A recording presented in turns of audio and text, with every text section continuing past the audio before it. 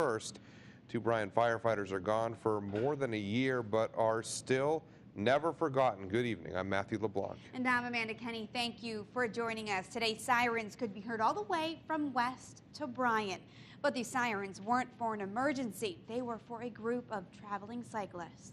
First responders from across the country continued the seventh day of their almost 800-mile journey, riding from West to Bryan to honor 19 fallen Texas firefighters who died in the line of duty in 2013. KAGS HD News reporter Chris Costa shows us why this ride is more than just a physical challenge.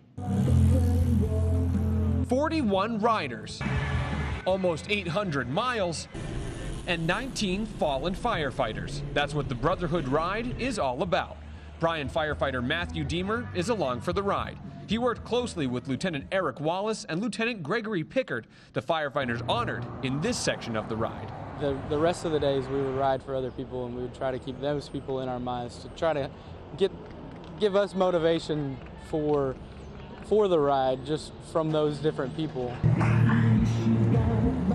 This year, Matthew and the 40 other riders are biking from Plaquemine, Louisiana to Houston, honoring 19 fallen firefighters, 12 from West, 4 from Houston, 1 from Dallas, and 2 from Bryan. We wanted to come together and show them that we haven't forgotten. So often they go to funerals, they'll hear those famous words of never forget. And here are guys literally from across America that doesn't know their loved ones honoring their sacrifices. These guys have biked almost 100 miles, sometimes more, for the past 7 days. And they say that the pain that they feel in their legs is only a fraction of what the families feel that they're riding for. And we know it could happen to any one of us. It doesn't matter what area we're from. We got Boston firefighters here, we got South Carolina firefighters. We know this thing could happen to us, and we want a group of guys like this coming in to support our families. It's not just crazy people from all over the place doing it. It's someone from their home, and I wanted to be that person.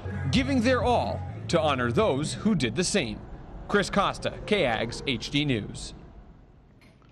Since the ride began back in 2008, the ride has raised $191,000, which has gone directly to the families honored each year. Starting next year, Texas will have its own state chapter of the ride. This year's ride ends in Houston on May 30th.